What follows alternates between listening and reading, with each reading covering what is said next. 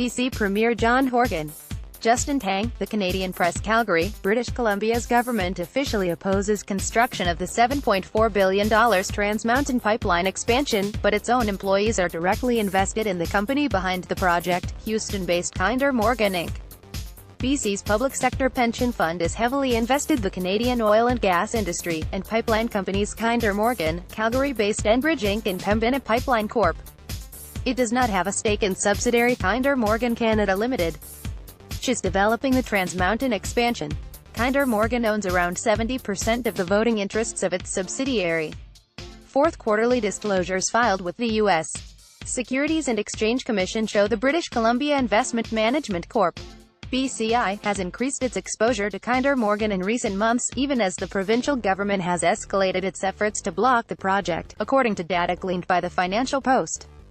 BCI purchased an additional 21,214 shares in Kinder Morgan, the company that recently suspended work on the Trans Mountain Pipeline expansion through BC, in the fourth quarter of 2017, its most recent SEC filings show.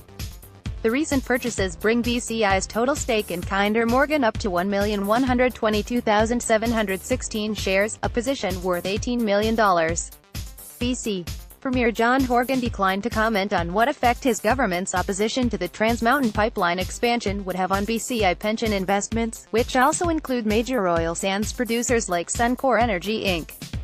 and Cenovus Energy Inc.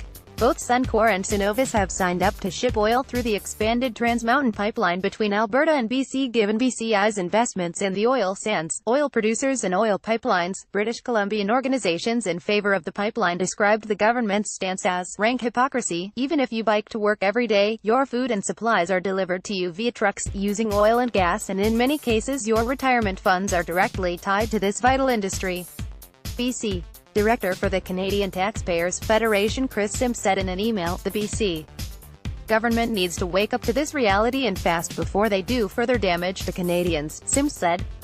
BCI manages the pensions for the province's teachers, provincial government and municipal government employees, and also manages assets for several BC government agencies and bodies.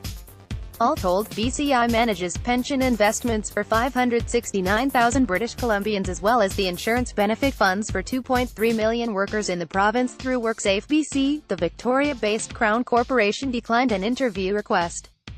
"Do not publicly discuss our investment strategy," spokesperson Janice Toker said in an email. BCIMC fulfills its investment role on behalf of pension boards without any direction or influence from the BC government or MLAs, Finance Ministry spokesperson Sonia Zoller said in an email, which also confirmed the Crown Corporation oversees investments for MLAs' pensions.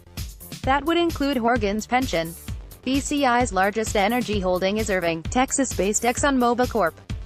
The fund recently purchased another 90,368 shares in a supermajor, bringing BCI's stake up to 2,035,641 shares, or roughly $157 million.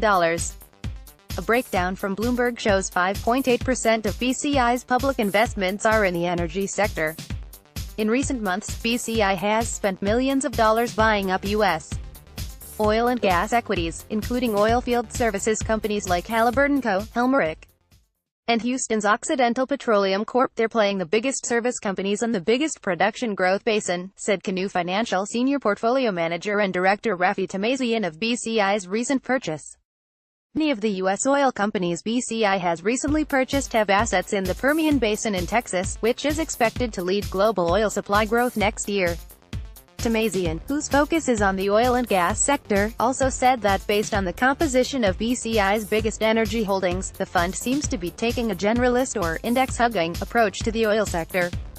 BCI also recently increased its exposure to major U.S. producers such as Chevron Corp., Exxon, ConocoPhillips, Phillips 66, Exxon, and others. All told, BCI owns stock in more than 30 oil and gas companies. The BC government needs to wake up to this reality and fast before they do further damage to Canadians. BC Director for the Canadian Taxpayers Federation Chris Sims, if the sector ran hard and they were not in energy because of political decisions, then they would be underperforming and they would be criticized, he said.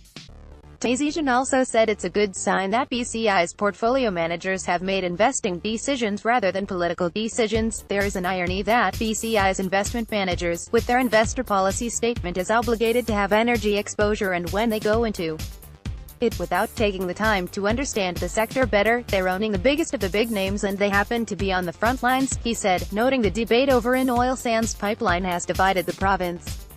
Its annual report on responsible investing, BCI said it was a signatory to the Climate Action Plan to take action to reduce greenhouse gas emissions, consistent with the goal of the Paris Agreement to keep global temperature rise well below 2 degrees Celsius. The fund also reported it voted in favor of human rights shareholder proposals at meetings of both Enbridge and Marathon and urged them to report on the due diligence process they follow to identify environmental and social risks, including Indigenous rights. When reviewing potential acquisitions, shareholders are concerned that legal and reputational risks related to oil and gas projects have grown steadily, according to the BCI report. Email, gmorgan@nationalpost.com. Twitter, Jeffrey Morgan.